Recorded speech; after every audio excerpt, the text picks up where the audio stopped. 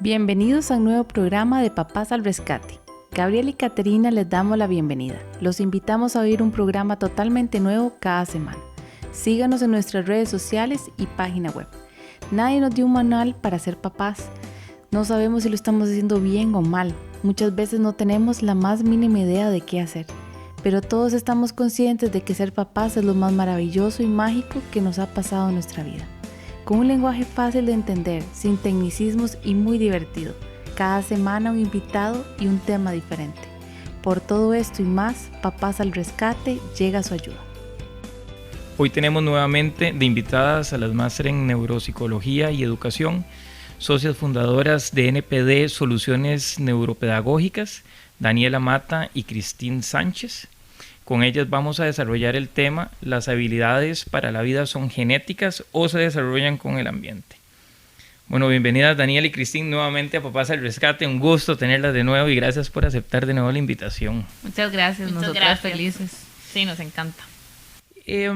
Ok, Daniela y Cristín, bueno, siempre se habla, ¿verdad? Si uno hereda las cosas o se aprenden, pero de esto hay una mezcla genética, me imagino. Entonces, me imagino que por ahí vamos a comenzar o bueno, ustedes son las estrellas del programa, así que ustedes nos dicen. Bueno, no, o sea, básicamente también queremos empezar diciendo que no hay una respuesta clara todavía y lo que vamos a hacer es tratar de definir algunas claves y conceptos que nos dan una guía a nosotros para poder entender un poco más el tema. ¿De acuerdo? Y para eso queremos empezar aclarando algunos conceptos que son básicos para comprender cómo es la interacción entre estos componentes genéticos y ambientales. Entonces, bueno, el primer concepto es el de genética, que creo que la mayoría estamos más familiarizados, ¿verdad? Que es toda esa información biológica que heredamos de nuestros padres. Después está el concepto de epigenética, que se refiere más que todo a la influencia que tiene el ambiente sobre los genes, ¿verdad? Entonces, por ejemplo, podemos pensar en cuando la madre, no sé, consume drogas durante el embarazo, ¿verdad? Y cómo eso va a influenciar la genética de ese bebé, por ejemplo. La cambia. La puede alterar. Eso se llama epigenética. Epigenética es la influencia del ambiente sobre los genes. Sí, en realidad básicamente inclusive los padres, o sea, tanto papá como mamá, desde antes de la concepción, como su estilo de vida y la forma en que lo llevan, todo eso puede alterar los genes posteriormente. Entonces eso es como el aspecto que hablamos de epigenética, del ambiente afectando específicamente en los genes. Ok, entonces uno es lo que trae, lo que aporta uno, digamos, como papá genéticamente, y otra es lo que uno como papá hace mal o hace bien externamente que va a afectar esos genes que uno da. Exacto. Igual no tiene que tal vez ser solamente en el caso del embarazo, ¿verdad? Digamos, si pensamos en la evolución en sí misma, ¿verdad? Las condiciones de vida que hemos ido adquiriendo van cambiando la evolución, ¿verdad? Del ser humano, va cambiando sus características. No sé, como siempre hablan de las cordales, por ejemplo, que antes a la gente le salían las cordales, ahora al parecer ni siquiera aparecen, ¿verdad? Porque ha ido cambiando la genética a partir de las condiciones externas del ambiente que vamos adquiriendo nosotros. Y ahí es donde nos queríamos unir al siguiente concepto, que es el de coevolución. Entonces es esto que hablaba Cristín, digamos, como toda esa construcción de vida que tiene entre el organismo y el ambiente. Entonces, como todos esos aspectos ambientales en la evolución nos va construyendo cómo es el ser humano y cómo el mismo ser humano también va generando cosas que van cambiando nuestros genes. O sea, por ejemplo, el ejemplo más claro es el de la tecnología. O sea, el ser humano crea todos los aspectos tecnológicos que ahora los usamos 100%, y esa misma tecnología ahorita está cambiando nuestro cerebro, está cambiando nuestros genes y la forma en que nosotros respondemos. Entonces ahí es donde nosotros podemos ir viendo también este aspecto de coevolución. Entonces y empezamos a darnos cuenta de la complejidad de cómo podemos decir, no, es que no podemos separar de lo que es solo genético ni separar de lo que es solo ambiente, porque influyen mucho. Digamos, como los niños ahora que llegaron el iPad a los 2 años y ya lo manejan para arriba y para abajo, pero es que porque tienen una exposición a la tecnología desde el momento en que nacen. Sí, y ya igual también como las estructuras cerebrales cambian también, ¿verdad? Y por ejemplo, también otro ejemplo más claro son los niveles atencionales. Debido a toda esta exposición que nosotros tenemos y esa sobreestimulación por parte de la tecnología, ya inclusive los periodos atencionales han disminuido, o sea, se han venido para abajo porque el cerebro ya no logra mantener la atención porque ha tenido una sobrecarga de toda su vida. Lo que hablábamos en el programa anterior, que era mucho es menos, o sea, entre más bien la cosa se revierte. Exactamente. Sí, de hecho, por eso generalmente recomiendan que tal vez esa exposición en los primeros años no sea tan constante, ¿verdad? Porque puede ser que el niño nació, ¿verdad? Que genéticamente no tiene ninguna dificultad de atención, por ejemplo, pero el ambiente la va a crear. Va a modificar ese sustrato neural y va a modificar la forma en que pone atención, en que percibe la información, en que la interpreta. Bueno, hace un tiempo hablábamos que era que si uno agarraba a una persona súper inteligente, digamos a un niño, lo metía uno en un cuarto oscuro durante, no sé, 10 años y usted lo sacaba del cuarto oscuro, el niño o la persona que salía realmente iba a tener una discapacidad cognitiva enorme, sencillamente porque tenía un ambiente privado de absolutamente todo, a pesar de que genéticamente tuviera todas las cosas, pero el ambiente, que era lo que ustedes dicen ahora, es el que lo priva y lo limita. Exacto, ese ejemplo es perfecto. Entonces, bueno, ahí es donde también queremos finalizar con el último concepto, que es el de plasticidad, que también es otro que se ha estado hablando más, pero es también cómo se adapta el cerebro a esas exigencias del ambiente. Entonces, este concepto nace, por ejemplo, de los chicos que han tenido que tener o sea, que le quitan un lóbulo, un pedazo del cerebro, y se cree que todas esas funciones que normalmente realiza ese pedazo del cerebro ya no se pueden dar, pero entonces por medio de terapia y por medio de cosas se empiezan a dar cuenta que el cerebro hace otras conexiones y de otra forma se amarra para poder generar todas esas habilidades. Y eso lo trasladamos también a cualquier conducta, ¿verdad? ¿Qué quiere decir? Que si por X condición específica o algo que venga genético o algo que venga, digamos, del ambiente, una predisposición, nosotros sí podríamos generar conexiones alternas que puedan hacer que el cerebro responda ante esa exigencia. Entonces es muy importante manejar este concepto. Hay igual te cuento aquí un ejemplo, el sobrino mío tiene 8 años y perdió la vista en uno de los ojos progresivamente. Entonces cuando mi hermana se fue donde el oculista, le dijo que si iba a tener problemas de profundidad o algo. Entonces le dijo no, porque él está acostumbrado, o sea, ya él acostumbró su vista a un solo ojo, y tal que él juega baloncesto y hace absolutamente todo. Entonces él no tiene problemas porque su otro ojo, el cerebro, se adaptó para absorber toda la información en un solo ojo. Entonces, si lo hubiera perdido de un accidente, hubiera sido más complejo, hubiera necesitado un montón de cosas más para adaptarse.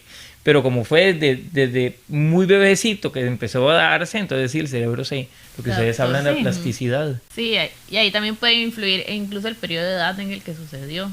Sí, que el cerebro es más plástico. ¿Verdad? Entonces tal vez ha tenido más tiempo o el momento, digamos, por ejemplo, las habilidades visuales. Toda la parte sensorial se desarrolla en los primeros años de vida, ¿verdad? Entonces se dio justamente en ese momento, entonces el cerebro se adaptó mucho mejor. Obviamente si hubiera sucedido más adelante igual se puede adaptar, nada más que ocupa más, hubiera ocupado más terapias o algo así para condicionarlo. Entonces tenemos cuatro aspectos: genética, epigenética.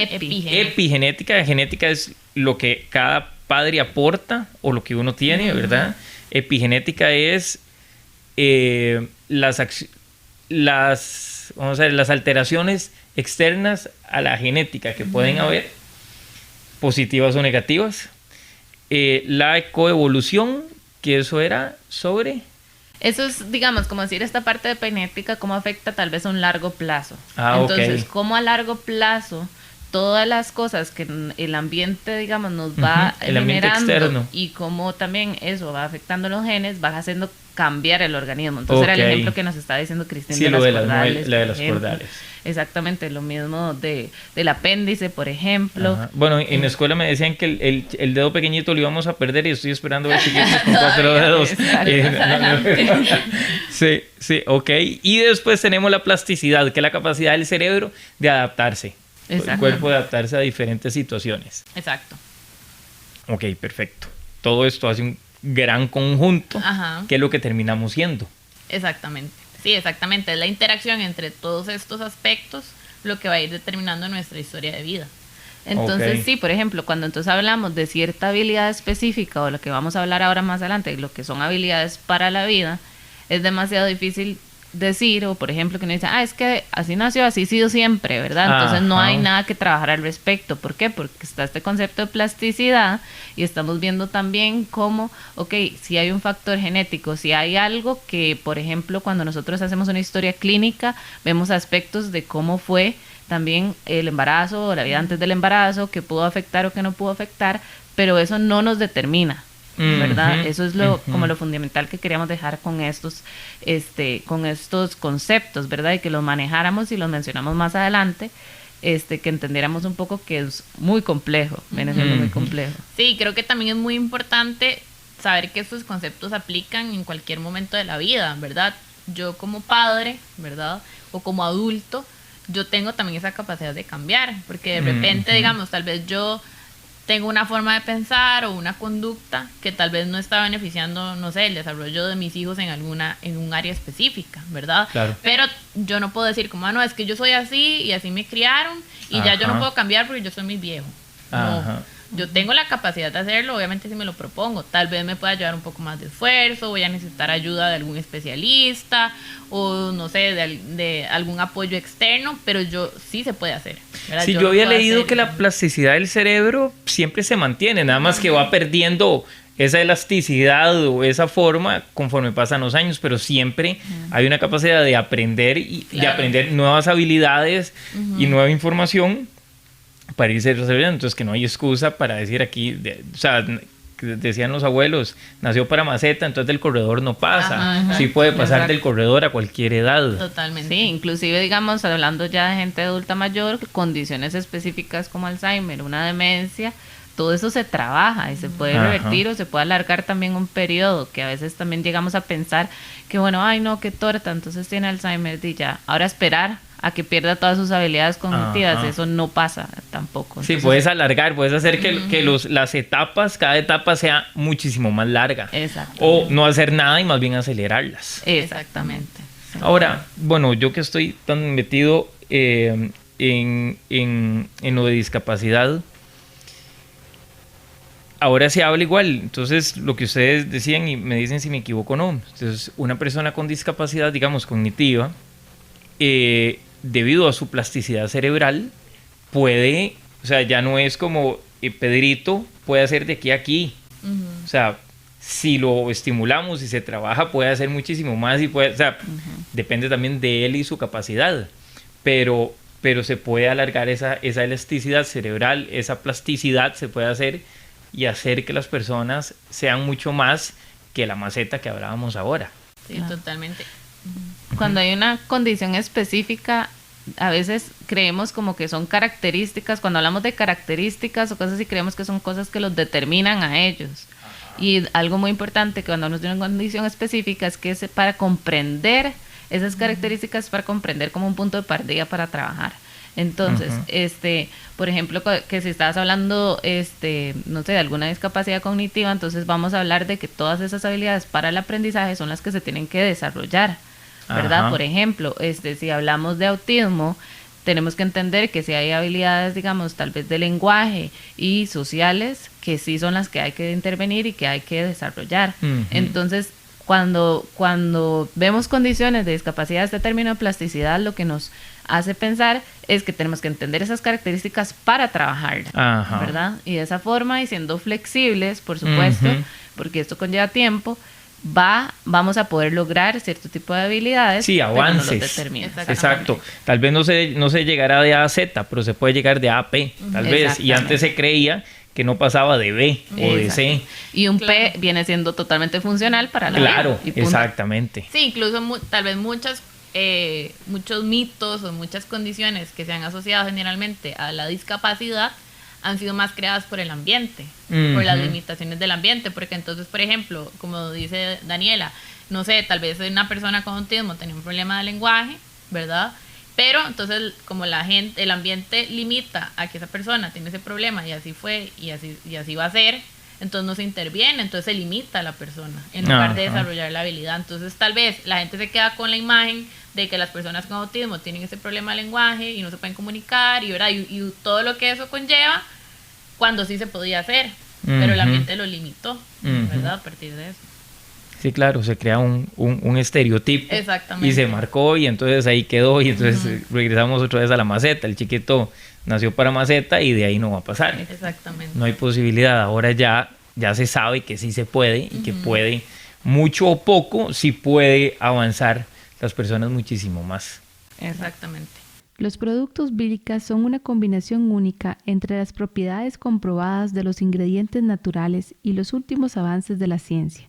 Por su responsabilidad social y ambiental, los productos no son testeados en animales. Vilca. Ok. Después vienen habilidades para la vida. Estuvimos hablando de eso un poco. Sí, Ajá. Para nosotras es muy importante dejar claro lo que consideramos habilidades para la vida, porque a veces se tiende como a confundir con la gente que viene siendo muy hábil para un deporte o para una actividad en específico, pero cuando nosotras hablamos de habilidades para la vida, son todas esas herramientas que nosotros tenemos para poder desenvolvernos de la mejor manera y a las exigencias que nos da el ambiente. Entonces, a lo que yo sea que yo me quiero enfrentar, si yo quiero ser abogado, si yo quiero ser futbolista, si yo quiero ser, no sé, un músico, debería de tener y desarrollar todas estas habilidades para poder funcionar de la mejor forma. O incluso a nivel social también, digamos, en la vida diaria, en cuanto a independencia, en interacción social con otras personas. Estas habilidades también me van a ayudar a funcionar, digamos, dentro de los contextos. Ok, entonces hay habilidades profesionales y hay habilidades para la vida cotidiana. Exacto. Ok. Esa era la diferencia que queríamos hacer, porque entonces también cuando se investiga sobre el tema y se empieza a hablar, entonces obviamente muchas de las investigaciones de gente que es así, como profesionalmente o que muy bueno en algo específico, entonces que quieren saber si eso es genético o del ambiente. Ajá. ¿Verdad? Como ya vemos que hay muchas cosas que influyen, nosotras queríamos dejar claro cuáles son las habilidades para la vida que a cualquier persona, o sea, independientemente de lo que quiera hacer, le va a funcionar. Tiene que tener, o sea, debería desarrollar. Y después ya vienen las habilidades profesionales, que es aparte. Claro. O sea, que incluso, digamos, esas habilidades para la vida van a hacer que la persona pueda aplicar sus habilidades profesionales. Ajá, claro, le va a mejorar en sus habilidades profesionales. Me imagino que parte de eso está la inteligencia emocional, ¿verdad? O sea, una alta inteligencia emocional te va a ayudar para todo, absolutamente todo en la vida. Baja inteligencia emocional te va a complicar las cosas por más eminencia a nivel cognitivo que seas. Sí, este concepto de inteligencia emocional va dentro de una de las funciones de las habilidades que les vamos a mencionar. Entonces, queríamos como empezar a comentarles cuáles son y comentarles también con ejemplos de qué cosas, entonces cuando no tenemos esas habilidades tan desarrolladas, que nos puede pasar. Entonces, la primera que nosotros creemos que es como la más básica y que en realidad afecta en toda la parte atencional. Obviamente la atención es fundamental para la vida. Entonces, si yo presto atención a lo que estoy haciendo, si mis habilidades atencionales y cómo yo las manejo, eso me va a hacer funcional o no. Por ejemplo, una persona que tenga dificultades atencionales va a dejar perdidas siempre las llaves. Ajá. Por ejemplo. O una persona que tiene dificultades atencionales, de atención dividida, por ejemplo, va manejando en el carro y está hablando con el pasajero y cuando se dio cuenta ya va para el camino que siempre toma para ir a la casa cuando iba para el supermercado, por ejemplo. Porque ahí necesito tener esta atención dividida, de estar focalizando mi atención en dos aspectos distintos, que sería la conversación que tengo y hacia dónde voy y hacia dónde me dirijo. Por eso es que dicen que uno no puede hablar por teléfono y manejar al mismo tiempo, porque tenés una atención dividida. Ahora, una pregunta, cuando uno va manejando, un día eso me pasó en moto, yo pensé que nunca me iba a pasar en moto, y me dio, porque en carro sí me pasa, pero en moto es peor. Cuando vos vas manejando, y un pronto otro te desconectas, y se da uno cuenta como, 20 minutos después o 5 kilómetros más adelante, y uno dice, no me acuerdo los últimos 10 minutos o 20 minutos por donde pasé. Y da pavor. Claro, cuando uno va en carro y vas con el carro, pero cuando vas en moto y te pasa eso, pero me era atropellado, ni cuenta me di. ¿Eso es atención dividida también o no? ¿O esa es otra? Sí, eso es atención. Ok. Digamos, ¿qué es lo que pasa? Que, por supuesto, nosotros en la parte de atención hay un concepto que se llama sistema de supervisión atencional, que es el que llega a controlar, digamos, hacia qué le voy a poner atención, cuánto tiempo le voy a poner atención, qué es importante o qué no. Cuando uno genera, digamos, cuando uno hace tareas como motrices o tareas que hace constantemente, cómo manejar, ya se automatizan. Entonces, ¿qué es lo que pasa? Que el cerebro tan conscientemente no las ejecuta de forma consciente, por ejemplo, por decirlo así.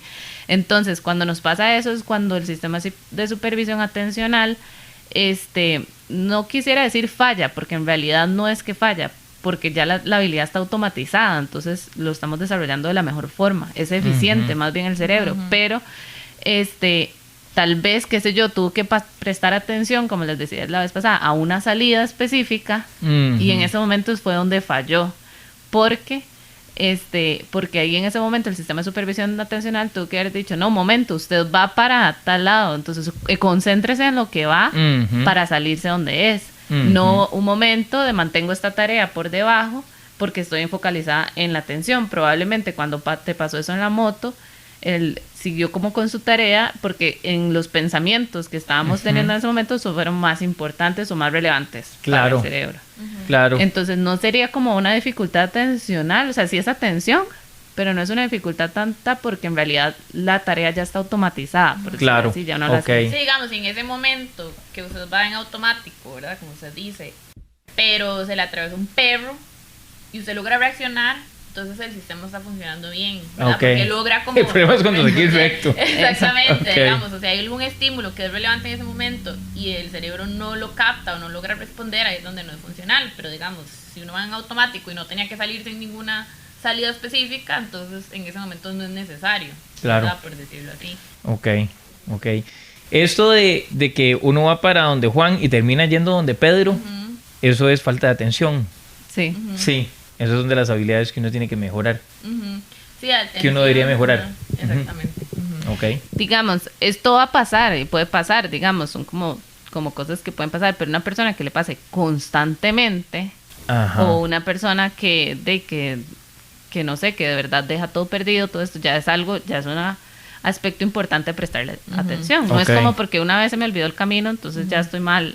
Claro. Sí, igualmente hay muchos aspectos que influyen, digamos, el estrés reduce la capacidad de atención, ¿verdad? Entonces, por ejemplo, si hay una semana en que yo tengo demasiadas cosas, porque además la atención es un recurso limitado, ¿verdad? No es como que yo puedo así como tener un montón de cosas en la mente y en todas voy a funcionar perfecto, ¿verdad? Es un recurso limitado, entonces la atención dividida, por ejemplo, entre más aspectos yo la divida, la calidad para cada aspecto va a ser menor porque es el mismo recurso. Claro. Entonces, si yo estoy muy estresado, obviamente, y tengo muchas cosas, obviamente voy a fallar en alguna, ¿verdad? Entonces no es como que sea un problema de atención ya orgánico, por decirlo así, sino que las condiciones del ambiente en el que estoy, las tareas, no te ayudan. No me ayudan. Sí, pero cuando tienes 20 cosas a la vez. Exactamente. Hoy, por lógica, tenés que fallar una, mínimo. Exactamente. Entonces eso también hay que analizarlo, como dice Dani. Si le pasa todo el tiempo, incluso en momentos en que solo tengo que hacer 2 cosas, entonces ahí sí hay que analizarse. Y si vos no tenés una habilidad, o sea, uno no desarrolla bien la atención en el momento en que estés en un periodo de estrés o tengas 5 cosas a la vez, lo más seguro es que vas a fallar en todas. Si no has desarrollado bien la habilidad de la atención. Sí, exactamente. O tal vez me voy a centrar en la que para mí me llama más la atención, pero tal vez no es la más funcional. Exacto. ¿Verdad? En ese momento, tal vez no es la más importante y yo estoy pensando en otra cosa que no es. Sí, en un trabajo donde tal vez tengo tareas que en ese momento no son tan, digamos, no me llaman tanto la atención o no son tan sencillas de completar y necesito más recursos atencionales, entonces me va a dificultar. Sí, y ya mi rendimiento no va a ser el mismo. Sí, al final, si no tenés la habilidad desarrollada, eso te va a limitar inclusive para buscar carreras donde trabajar y eventualmente conseguir trabajo. A pesar que tengas habilidades en otro aspecto para eso, pero si la atención no la tenés desarrollada, se te va a complicar para todo.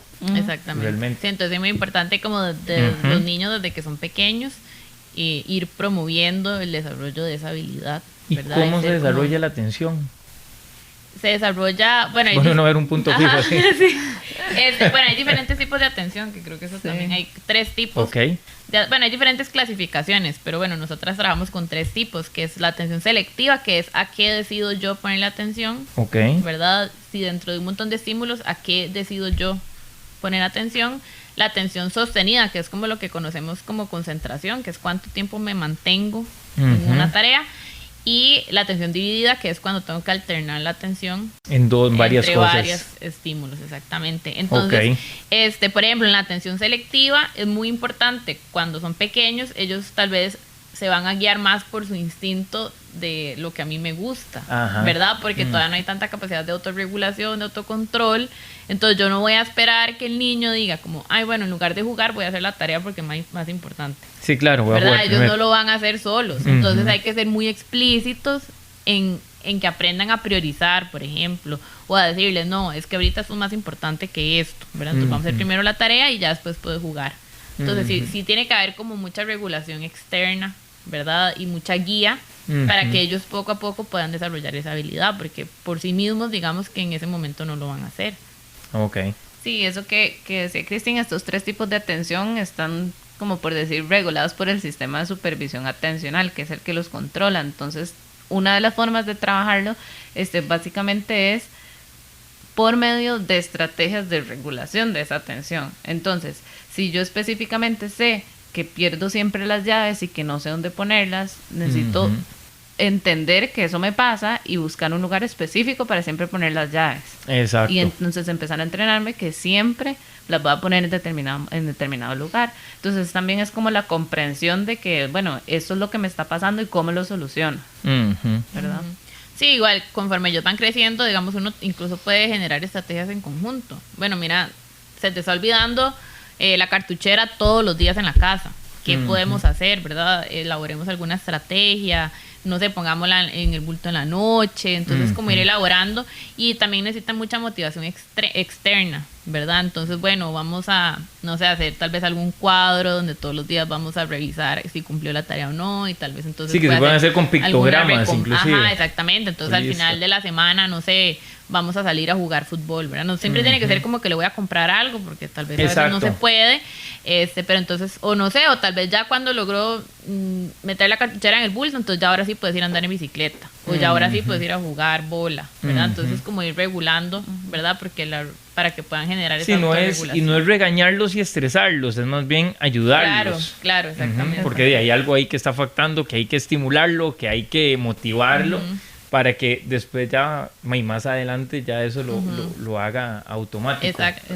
Sí, ahí también entonces influye mucho el ambiente, ¿verdad? Porque entonces, por ejemplo, bueno, eso lo íbamos a hacer más adelante, pero digamos, yo como papá, entonces también me tengo que autoevaluar.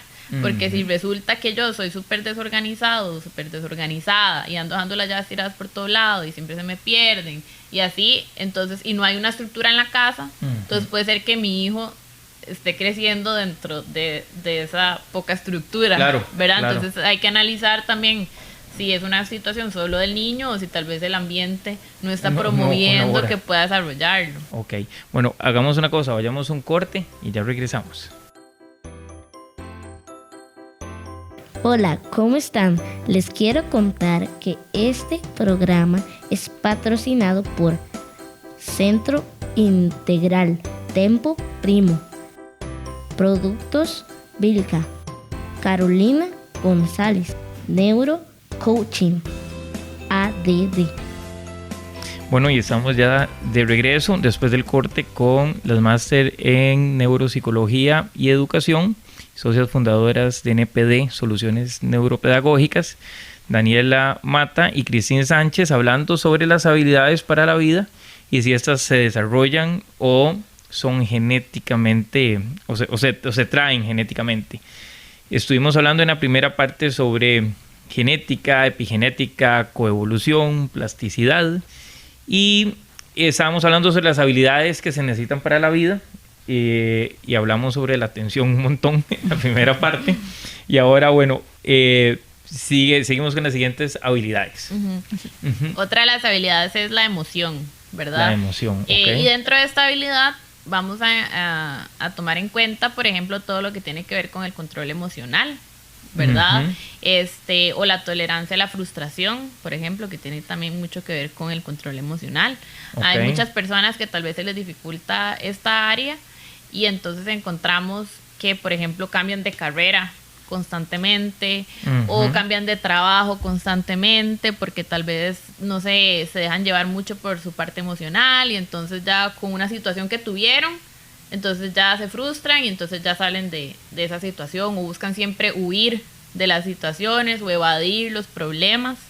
Entonces sí es muy importante porque influye no solo en mi área laboral o escolar, sino también en las interacciones sociales, ¿verdad? Eso es, esto ya es la parte que yo comentaba antes de la inteligencia emocional. Eso sí, es. Sí, pero sí, digamos, ahorita estamos hablando de emoción ya como más personal, o sea, no en relación con otras personas, porque eso es más adelante otro tema.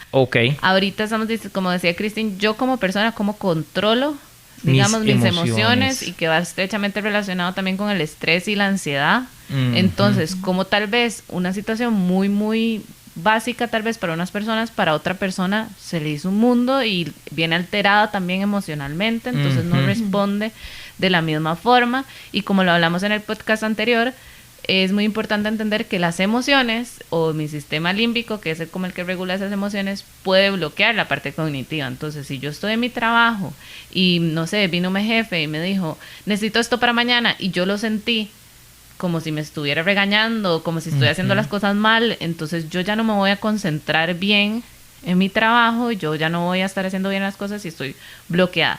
Entonces, es eso como personal y propio, digamos, ahorita del control emocional. ¿Cómo trabaja uno con los niños el mejorarle la emoción, esa parte? Es muy importante trabajar desde cosas básicas como lograr reconocer las emociones, ¿verdad? Poder nombrarlas, poder reconocer, decir, me siento triste, ¿verdad? Y lo que se hace con las caritas. Exactamente. ¿Cómo se siente hoy triste, enfermo? Exactamente. Y diferentes porque caritas. A veces ni ellos saben, ¿verdad? Ellos a veces se sienten incómodos, sienten algo en el pecho, pero no saben qué es. ¿Verdad? Entonces incluso yo a veces les digo como, bueno, uno se puede sentir de muchas formas en un mismo momento, ¿verdad? Porque tal vez siento triste, enojado, frustrado. Entonces uno puede usar, yo uso unas caritas y entonces le digo, escoge cuáles. Puede ser varias, no tenés que escoger solo una, porque a veces pueden ser varias y explicar qué significa cada una, ¿verdad? ¿Qué significa estar frustrado? ¿Qué significa... Bueno, esa ya más compleja, pero feliz, triste, ¿verdad? Hay como cuentos también que pueden servir mucho para que ellos logren identificar sus emociones. Eso es el primer paso. Pero para eso también a veces, incluso a nosotros como adultos, eso es algo que nos cuesta. Bueno, ¿verdad? Eso lo he hablado mucho con los psicólogos, que hay muchísimas personas adultas que realmente no saben cómo se sienten. Sí, exactamente. Y no saben comunicarlo, ¿verdad? Porque entonces, tal vez yo en mi casa, cuando me enojo, no sé, no hablo, ¿verdad? Y nunca dije qué me molestó. Entonces también ahí estoy modelando una forma de manejar las emociones que tal vez no es la más adecuada. En cambio, tal vez si yo le digo a mi hijo, mira, es que no me gustó que hicieras tal cosa, ¿verdad? O me puso triste que me dijiste esto, entonces ellos también van a entender cómo comunicarse, ¿verdad? Y cómo yo puedo decir cómo me siento.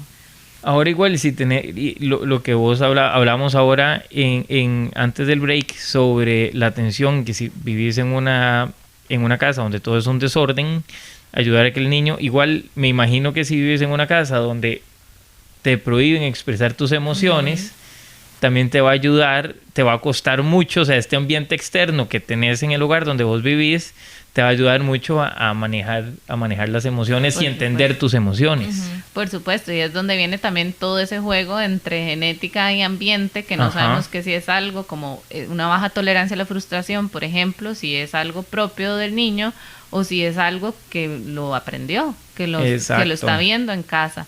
Y también hay dos cosas que nosotras manejamos como muy claras, es hacer explícito, y cuando llamamos explícito es como no asumir de que porque lo ven, lo entienden. Entonces, siempre decirlo y siempre hablar, y por ejemplo, lo que hablaba Cristina de las emociones, empezar uno mismo, bueno, yo me siento hoy así, hoy me pasó tal cosa, hoy vieras que venía en el carro y me sentí preocupada porque no me acordé de tal cosa y no sé cómo manejarlo. Ellos necesitan entender, y de una forma mucho más explícita, que también todas las personas manejan ese tipo de sentimientos, por ejemplo. Y la otra forma también es el modelaje, y es lo que hablábamos de esto. Entonces, toda esta parte también de tolerancia a la frustración, de que todos nos enojamos, por ejemplo, en un simple juego, puede ser que papá perdió, entonces no lo está manejando bien, entonces, ¿qué puede hacer papá para sentirse mejor, verdad? Y empezar a modelarlo y empezar a decir, bueno, papá, ¿por qué no así? Juguemos otra vez, tal vez la próxima gane. O ese tipo, digamos, de cosas que tal vez nosotros sentimos como que nada más porque lo ven, lo tienen que, porque ven que tal vez algún chiquito lo hizo, porque ven que es lo normal, lo tienen que absorber. Nosotros tenemos que hacerlo un poco más explícito por medio del modelaje. Sí, creo que hay dos aspectos muy importantes, que el primero es el no anular esas emociones en los niños, porque por ejemplo, uno como adulto sabe o siente, digamos que tal vez la situación en ese momento no es tan grande, pero para ellos sí lo es, ¿verdad? Entonces uno puede decir como, ay, no llore por eso. Exacto. Ay, no, eso no es importante, ¿verdad? Porque para ellos sí lo es. Entonces sí es muy importante validar, mira, yo entiendo que te sentís enojado, todos nos enojamos, pero, ¿verdad? En lugar de, no sé, patear, podemos hacer tal cosa, ¿verdad? Pero no anular la emoción en sí misma, porque a todos nos pasa, ¿verdad? El problema es a veces qué hacemos cuando estamos enojados. Eso es lo que hay que cambiar, pero no el estar enojado, porque es inevitable enojarse a veces. Exacto. Eso por una parte. Y la otra parte también es lo que decía Daniela, como todo ese tipo del modelaje, por ejemplo, ¿verdad? De, no sé, digamos, si yo siempre voy manejando y me enojo y pierdo la cabeza, ¿verdad? Y mis hijos me están viendo, entonces todo eso va a afectar, ¿verdad? Y la parte de la frustración, también el no resolver siempre las situaciones por ellos, ¿verdad? Porque a veces nosotros nos angustiamos y nos da demasiada ansiedad también como adultos, entonces corremos a ver cómo lo resolvemos, ¿verdad? Desde cosas muy sencillas, de que dejó la tarea en la casa, entonces vamos corriendo a dejarle la tarea porque la dejó en la casa, y qué vamos a hacer, y lo van a regañar, y la teacher, ¿verdad? Entonces la solución siempre va a ser esa, ¿verdad? Siempre alguien me va a resolver el problema.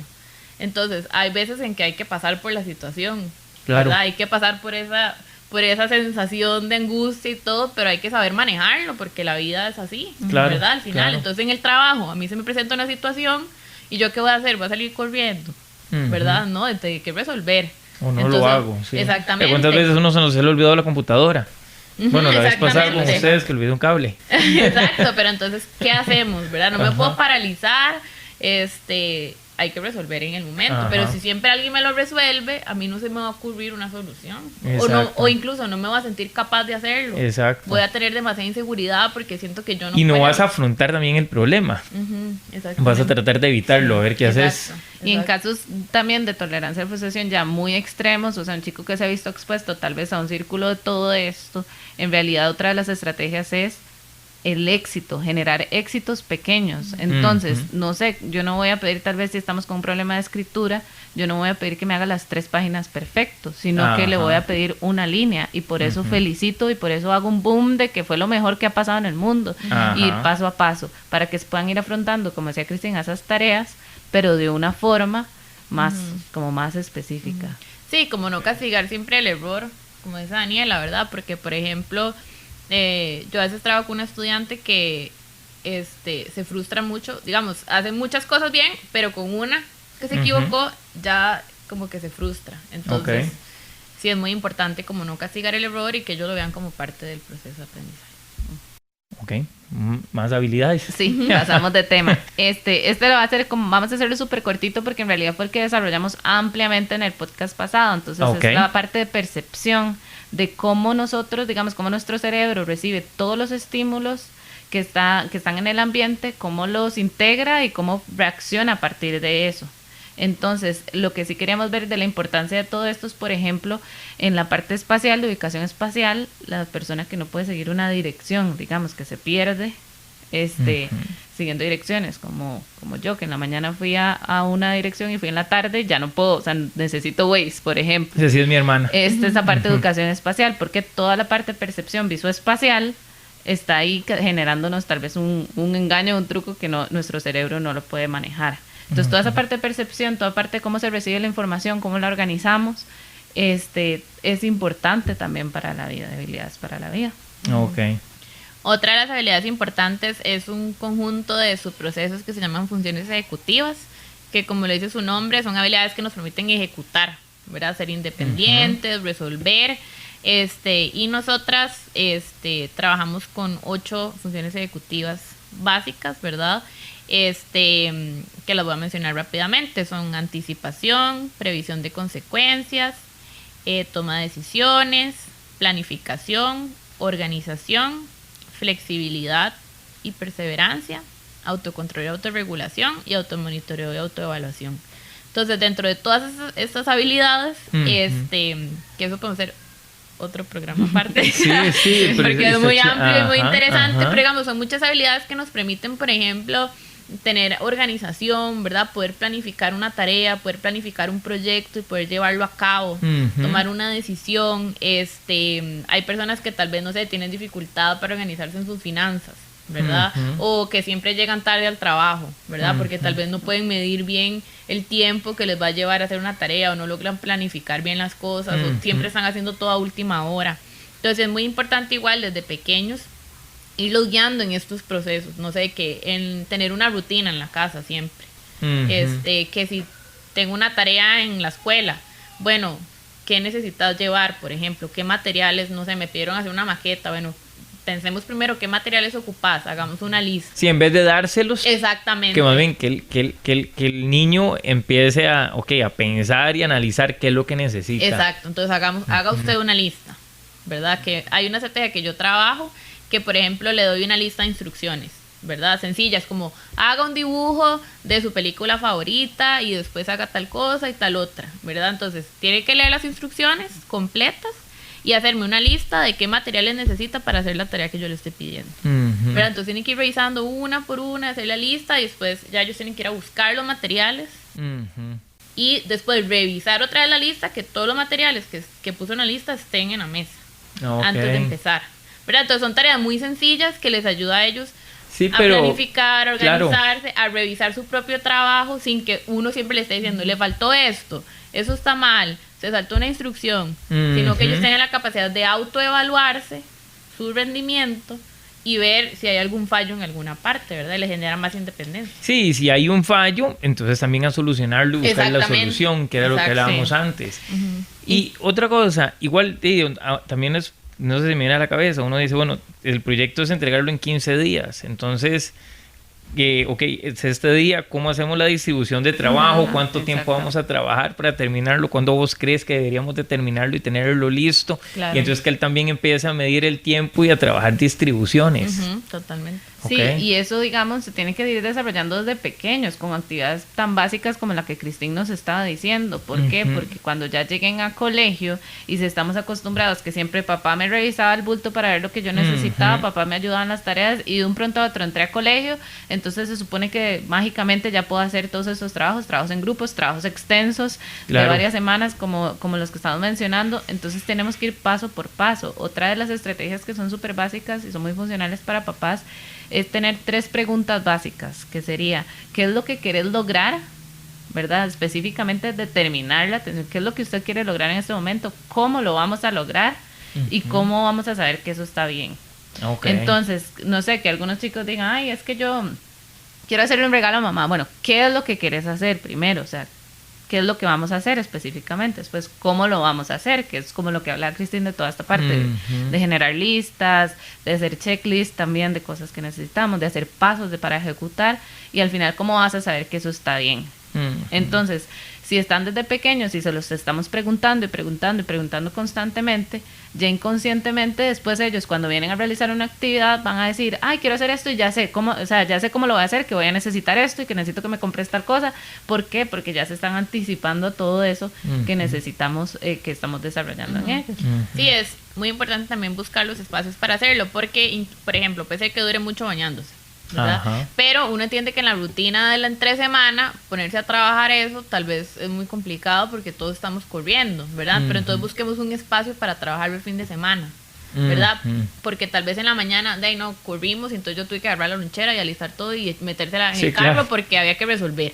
Pero busquemos entonces una alternativa para irlo trabajando mientras adquiere esa habilidad y entonces yo no tenga que resolverlo todo el tiempo. Bueno, como algo tal vez tan básico como quiero ir a pintar, ok, vamos a ir a pintar, ¿qué ocupamos? Ajá, o sea, exacto. ¿dónde vamos a ir a pintar? ¿Qué ocupamos? Ocupamos el cuadernito, Exacto. ocupamos las crayolas o los pilot, ¿qué vamos a pintar? ¿Cómo lo vamos a pintar? Y sí, ¿cómo sabemos si está bien pintado o algo? O sea, Exactamente.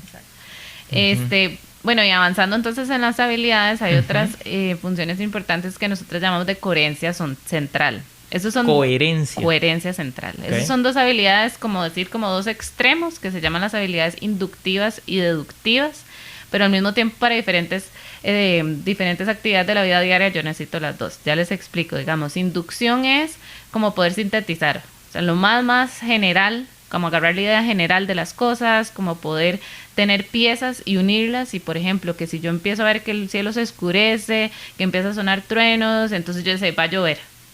Yo ya pude llegar a esa idea conclusa. Después, deducción es poder analizar más bien, poder sacar como piezas de la información general que yo tengo. Como por ejemplo, si me dicen, hago un ensayo sobre los exámenes, entonces yo empiezo a hablar y a sacar ideas de los exámenes y de lo que yo tengo. ok, eso es como desarrollar. Como desarrollar, Ujú. sí, exactamente. Entonces, como estamos viendo, son dos extremos, Ajá. pero dependiendo de lo que a mí me pidan, yo voy a necesitar tener habilidades más inductivas y yo voy a tener que tener habilidades más deductivas. Sí, o aprender a hablar mucha paja o aprender a ser muy conciso. Exacto. Ocupar las dos. Ajá. Sí, hay veces como hay personas que tal vez para decirle a uno una cosa, le cuentan a uno un montón de detalles que eran cero relevantes, ¿verdad? Y tal vez uno dice Exacto. como, ay, bueno, pero ya vaya al grano, ¿verdad? Porque habla demasiado. Sí. Eso es parte de las habilidades de Sí, inducción. o al Ok. revés, personas que tienen que hacer escritos largos y al final solo pudieron hacer 2 párrafos, porque ya la idea ahí le quedó en el párrafo y ya no supo qué más Ajá. poner. Exacto. ¿Verdad? Sí, Entonces son como los dos extremos y esos también tienen etapas del desarrollo que nosotras vamos observando y vamos viendo qué cosas a ciertas edades se tienen que ir logrando. O sea, por ejemplo, en edades escolares sí, tenemos que saber sacar la idea principal de un texto, por ejemplo. Centro Integral Tempo Primo. Brindamos servicios de psicología, psicopedagogía y espacios artísticos. Búsquenos en redes sociales como Tempo Primo. O al mismo tiempo, digamos, si yo tengo si yo leo una historia y podemos preguntar sobre ciertos detalles específicos que recuerde esos detalles también. Entonces, esas son cosas como básicas que vamos desarrollando, que son habilidades inductivas y deductivas. Sí, aprender a captar los keys, digamos, de cada cosa. Exactamente. Exacto. Entonces, que con poca información vos puedas ya tener algo global. Exactamente. Y Perdón, esa es la inducción. Ajá, Sí. inducción, lo que Ok. dijiste que las ciertas partes, entonces global. saco lo global. Pero al mismo tiempo, si yo saco... Poder si meterle tengo esa idea carnita, general, hacer este ajá, cuentito muchísimo más largo, eso es la deducción. deducción. Sí, inclusive una estrategia que acabas de decir eso, una estrategia es deductiva, es esa misma, digamos, yo empiezo una historia y vos le metes otra parte y después Cristín viene y le agrega otra parte, vamos generando ahí como una historia cada vez más larga que Ok. tenga sentido. Ujú. Y la otra habilidad que queríamos comentarles es otra función que se llama funciones mentalistas. Y las funciones mentalistas es como la capacidad que yo tengo de ponerme en lugar de la otra persona o poderle asignar estados mentales a otra persona sabiendo que no necesariamente van a ser iguales a los míos. Entonces, una habilidad es, por ejemplo, la teoría de la mente. Entonces es como yo puedo hacer una teoría de lo que otra persona podría estar pensando, ¿verdad? Sabiendo que puede ser cierto o puede no ser cierto, ¿verdad? Entonces tal vez yo hago una lectura de las expresiones faciales, de la parte corporal, de lo que está diciendo la persona, para entonces poder interpretar, bueno, no, esa persona está siendo muy sarcástica, ¿verdad? Tal vez no me concuerda mucho como sus expresiones faciales, o esa persona me está haciendo una broma, o me está mintiendo, ¿verdad? Entonces, o esa persona se siente triste. Entonces, ¿cómo yo puedo ajustar mi conducta a eso también, verdad? Entonces, si se siente triste, yo no le voy a hacer una grosería, Ajá, ¿verdad? claro. Porque yo estoy haciendo esa lectura y sabiendo ajustarme a ese cambio. Ahí sí se relaciona entonces en este concepto de funciones mentalistas lo de inteligencia emocional, porque Ok. también, digamos, dependiendo de estas habilidades de teoría de la mente, de estas habilidades de empatía también que nosotros podemos tener, también viene la habilidad de que yo pueda manipular o no eso puede ser para bien o para mal. Entonces yo puedo tener una excelente lectura de la otra persona, de sus sentimientos y lo que es, y manipularlo hacia mi beneficio, ¿verdad? O sea, entonces, como dijo Christine, yo puedo decir, no voy a hacer este comentario porque hoy anda triste. Como yo puedo decir, más bien se lo voy a decir para que se sienta peor. Claro, exacto. ¿Verdad? Sí, voy a darle. Porque, exactamente. O yo sé específicamente dónde le duele, entonces, ¿qué le puedo decir específicamente? Eso es funciones mentalistas. Entonces, si hablamos tal vez como de conceptos como inteligencia emocional y empatía, se quedan cortos en ese sentido, porque en realidad yo puedo tener esas habilidades. O sea, yo puedo ser lo que nosotros llamamos como mala persona, y tener unas habilidades mentalistas enormes. ¿Por qué? Porque yo estoy logrando entender a esa otra persona, lo que siente, lo que está viviendo, pero la estoy manipulando de la forma que es para mi beneficio. Okay. Entonces, esto es fundamental porque es lo que estábamos hablando de las habilidades, por ejemplo, de trabajo y todo, que si yo no logro tener esa lectura adecuada, entonces yo no logro entender muy bien qué es lo que me dice, entonces no entiendo las personas que hablan con doble sentido, por ejemplo, entonces me quedo atrás en las bromas o no puedo participar. O lo coges muy personal. Lo agarro muy personal, entonces eso me molesta, ¿verdad? Entonces toda esta parte es fundamental porque viene a darnos cuenta como de esa parte social y de dinámica que la ocupamos en cualquier ambiente profesional o cualquier ambiente de vida, ¿verdad? Exacto. Sí, que ahora cada vez más también se le está dando importancia a estas habilidades, ¿verdad? El otro día estaba leyendo una nota que decía que aparentemente en el futuro no van a contratar a la gente tanto como tal vez por su currículum o por su carrera, sino por sus habilidades en general, ¿verdad? Entonces sí es muy importante irlas desarrollando desde que están pequeños. Bueno, a mí me pasó un día de esos que andaba,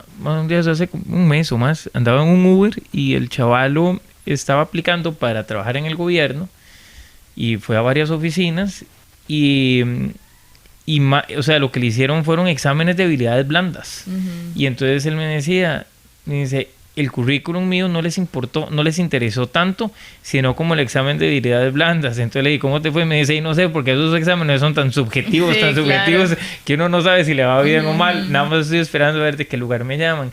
Y me llamó la atención porque realmente, para poder atender al cliente, para poder coexistir con tus compañeros, con tus jefes, con tus subalternos, uno ocupa todo esto. Claro, totalmente, exactamente, porque la información en realidad a veces ahí está, ¿verdad? Tal vez yo la puedo aprender en un curso, la puedo buscar en internet, todo eso, la información está, pero si no sé aplicarla y no sé usarla, ¿verdad? Y no me puedo organizar en el trabajo y no puedo cumplir mis objetivos y no puedo planificar, y llego tarde y me llevo mal con mis compañeros, entonces de nada sirve todo lo que yo sé porque no lo sé usar de una forma funcional. Bueno, como estos genios, ¿verdad? Que normalmente, ¿verdad? Los ponen uno así como ratas de laboratorio, ¿verdad? Que trabajan y son unos genios, pero no pueden pasar su conocimiento porque no pueden ser profesores, no porque sencillamente todas estas habilidades blandas las tienen en cero.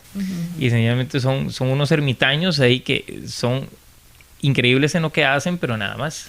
Sí, exactamente. Entonces, y bueno, y parte de lo que queríamos como dejar claro con esto es que todas estas habilidades, por ejemplo, uno no tiene una materia en la escuela que se llame funciones ejecutivas, o uno no tiene la materia de atención, y a veces nos quedamos como muy enfocados en de que se aprendan las cosas de mate, que se aprendan las cosas de español, para que se saque buenísimas notas, porque se saca buenísimas notas, entonces eso te va a asegurar un futuro de óptimo de lo que se espera, digamos, pero básicamente si dejamos de lado de eso, ¿verdad? Y si tenemos aspectos genéticos importantes o un componente genético importante y asimismo el ambiente que estamos generando en casa para nuestros hijos no es el óptimo en estas habilidades, te puedes venir de 100 corridos en materias, pero eventualmente eso no te va a funcionar. Sí, termina siendo disfuncional. Y nada haces, y lo que vos decías ahora, si vos no tenés todas estas habilidades bien desarrolladas, no vas a conseguir trabajo por más genio que sea o por más que sepas, porque no puedes relacionarte con nadie, se te va a olvidar todo, lo dejas tirado, no sabes seleccionar qué es lo importante o no, no sabes hacer estructuras, o sea, creo que vos decías en los comandos ejecutivos, no puedes hacer nada de eso, o sea, sencillamente tienes un montón de conocimiento que al final sirve para estar encerrado en un solo lugar, solo, y ínfimo y muera. Exactamente. Entonces, bueno, como parte de la conclusión, digamos, de nuestra idea es que que no es definir nada más solo si es genético o es ambiental, sino que es la interacción de estos componentes, ¿verdad? Lo que va a generar nuestra historia de vida y el desarrollo de estas habilidades. Sí, entonces hay una carga genética, que es obvio, pero hay un factor externo también enorme que puede alterar, o sea, o mejorarlo o dañarlo, digamos, lo que uno ya trae. Sí, no podemos obviar y no podemos asumir cosas sobre ninguna de las dos aspectos. Exacto. O sea, no podemos asumir de que porque tal vez mamá tiene tal vez algún con no sé, el déficit atencional, por ejemplo, entonces nuestro hijo va a ser igual, entonces no podemos asumir eso tampoco, o como tampoco podemos asumir que solo el ambiente me va a definir positivo o negativamente a mi hijo, ¿verdad? Entonces eso es muy importante, digamos, que entendamos esa relación, que entendamos que son muchos aspectos, pero que al mismo tiempo siempre hay algo que se puede hacer. Entonces esto que Cristín viene mencionando desde el principio, de que uno como adulto tiene que hacerse una autoevaluación de qué es lo que yo, digamos, de estos aspectos, de estas habilidades básicas, no estoy reaccionando de la mejor forma, cómo puedo generar herramientas para suplirlas. ¿Por qué? Porque entonces eso va a afectar positivamente o negativamente el desarrollo de mi hijo, ¿verdad? Y asimismo, cuando estamos viendo, por ejemplo, que nuestro hijo está pidiendo, digamos, a gritos, ayudas en la parte de organización, puede que yo sea muy organizado también. Estoy diciendo que raro, pero yo soy súper organizada y mi hijo todo me lo está dejando tirado y todo está haciendo esto. Bueno, puede que haya algún componente genético, pero yo necesito ser explícito, entonces yo necesito dar un apoyo como muchísimo más claro para que esto se desarrolle y todas estas estrategias vengan siendo funcionales para él también. ¿Verdad? Perfecto. Bueno, entonces y quedamos hasta aquí, quedamos para hacer más programas, a desarrollar más, porque está súper amplio y súper interesante aparte. Y bueno, entonces a todos los que nos ven, nos escuchan, nos vemos el próximo jueves con otro programa. Muchísimas gracias por tenerlos aquí de nuevo, nos encanta siempre compartir con ustedes y entonces nos vemos. Hasta luego, chao.